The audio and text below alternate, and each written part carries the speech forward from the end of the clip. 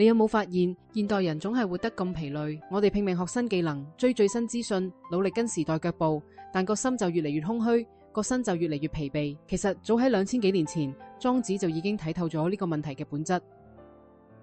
喺莊子養生主入邊，佢開宗明義就話：我嘅生命係有限嘅，但知識同慾望就係無窮無盡。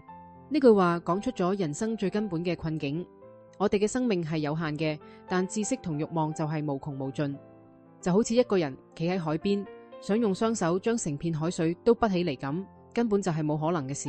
但係我哋就成日陷入呢種矛盾入面，用有限嘅時間同精力去追無限嘅嘢，結果只係令到自己筋疲力盡。現代社會嘅焦慮感，好大程度上就係嚟自呢種用有限追無限嘅生活方式。我哋成日覺得仲有太多嘢要學，太多地方要去，太多嘢要做，但係時間永遠都唔夠用。當我哋真係明白用有限追無限好危險呢個道理之後，就應該學識放低嗰種想掌握一切、了解一切嘅執着。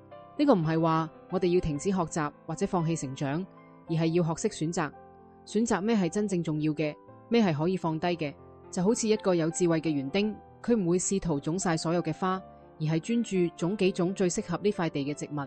真正嘅智慧唔在於知得多，而在於知得巧。當我哋學識呢種取捨嘅智慧，就唔會再俾無窮無盡嘅資訊洪流淹沒，反而可以喺簡單入邊揾到豐富，喺有限入邊體驗無限。呢種智慧嘅轉換，其實就係養生嘅開始。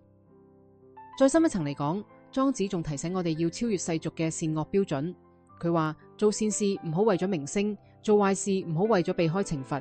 呢句話初初聽可能會有啲顛覆我哋嘅常識，但係諗真啲，佢想表達嘅係唔好俾外在嘅評價同標準束縛。當我哋做善事係為咗攞名聲，避免做壞事係因為驚懲罰，咁樣嘅行為其實仲係俾外在嘅力量控制。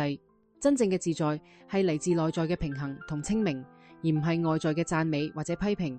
就好似一朵花，佢唔會因為有人欣賞而更加靚，亦唔會因為冇人理而失去芬芳。佢只係自然地開花，跟住自己內在嘅節奏。當我哋都可以好似呢朵花咁，唔再為咗迎合外界嘅期待而扭曲自己，就可以揾到真正嘅自由同平安。咁點樣先可以達到呢種境界呢？莊子俾咗個具體嘅指引，跟住督脈行。督脈係人體中央嘅重要經絡，由頭頂一路去到尾椎，象徵住身體嘅中軸。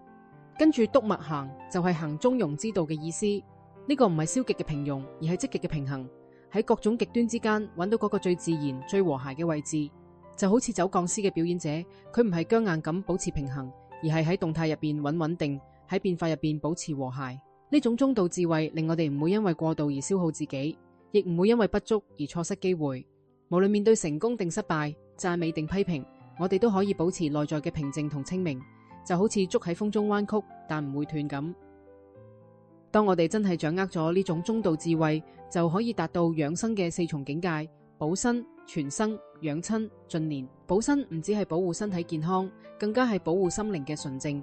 全生係令生命活得完整，唔俾外在嘅誘惑分裂。養親係照顧身邊嘅親人，另外喺關係入邊流動。盡年就係喺有限嘅歲月入邊活出最豐富嘅可能性。呢4個層次就好似4重同心圓，由個人延伸到家庭，由當下延伸到成個人生。當我哋可以喺每一個層次都揾到平衡同和諧時，生命就唔再係一場疲憊嘅追逐，而係一首優美嘅樂章。每一個音符都啱啱好，每一個節拍都充滿韻律。最終，養生主嘅智慧帶俾我哋嘅係一種生命嘅轉化，由好危險嘅疲憊狀態轉變為可以盡年嘅自在人生。呢種轉化唔需要我哋改變外在嘅環境，唔需要我哋擁有更多嘅財富或者地位，只需要我哋調整內在嘅視覺，由追逐轉向順應，由執着轉向放低，由分別轉向和諧。當我哋唔再將生命當作一場競賽，而係當作一次體驗時，每一個當下都變得珍貴，每一次呼吸都充滿意義。呢種智慧唔只可以令我哋嘅身體更健康，更加可以令我哋嘅心靈獲得真正嘅平靜同自由。如果你身邊都有朋友為生活嘅忙碌而感到疲憊，不妨將呢份古老嘅智慧分享俾佢哋。